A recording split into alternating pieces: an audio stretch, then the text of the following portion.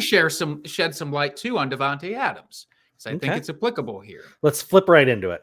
So, yes, they could feed Davante Adams as they should. You would assume they will feed Davante Adams because, like you said, they paid this guy all this money.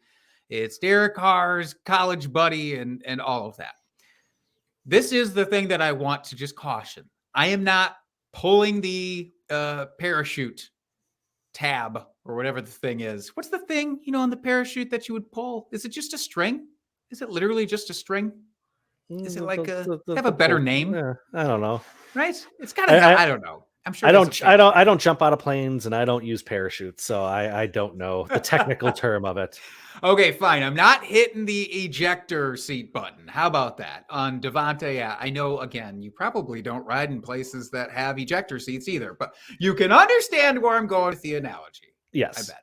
Okay, perfect. Well, then in that case, that's what I'm not doing. I'm not saying that he's going to be terrible, Davante Adams, this year by any stretch. But I do want to caution people about getting a little too cute with the whole Carr and Adams reunion, college buds. They didn't play together since 2013. It's not like they've been having backyard scrimmage games over this last almost 10 years together. Maybe they have, but we haven't heard it reported, damn it. And I do want to point this out. Adams is not going to get his target share that he got in Green Bay. There's just no way that can happen. Just context, the last 4 years with Aaron Rodgers, these are his target shares. 31.5%, 32.5%, 29.5%, 28.5%. That's crazy. You don't get that anywhere else unless, again, you're Cooper Kupp and you eat a lot of brunch with Matt Stafford.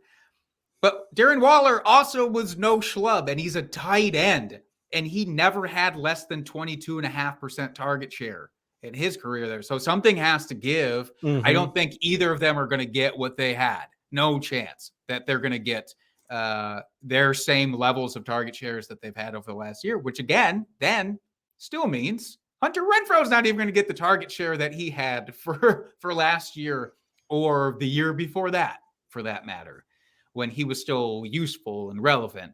Like he was a low-end wide receiver too, I want to say in 2020, something about there. I don't think any of that's happening for any of these guys. I think Darren Waller, Davante Adams, and Hunter Renfrow are all going to eat into each other. And again, nobody's falling outside the top 10 here besides Renfrow. But you got to be a little worried. Yeah, I can see it. I can definitely see it. So that being said, how do you see, just off the cuff, how do you see, Waller and Davante and Renfrow all shaking out? Is Davante a wide receiver one, top 12 wide receiver? Yeah. I mean, I would low end, take him there. Probably a low end. I think it would be more reasonable, honestly, for him to fall outside of the top 8 to 10 than it would be for him to have another top 2 year. Right. For example. Right. I'm just trying to gauge on where you're at. Yeah, I'm just trying to gauge where you're at on these players. And then, so Renfrow would be what, like a wide receiver 3? Sure. He could still be a reasonable flex because I do think Davante Adams helps the wheels turn on the offense. And so there's more opportunities for people. Yep. So wide receiver 3 with wide receiver 2 upside on given weeks. I don't even know if I'd give him wide receiver 2 upside, but not on a consistent basis. I'm just saying, like, he can give you those little bit more boom weeks. Okay. And then Waller, tight end. I mean, I'll still be ranking him somewhere inside of my top 4 because it's just it's the dearth of the position more than anything else. But like, he's another guy. I'm not going to draft Darren Waller inside the first 2 rounds this year like I would have last year. Right.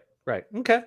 I think I'm right there with you on those rankings there, Jake. I think I'm right there. Look at us. I know. We're back on track. We're back together. The gruesome twosome.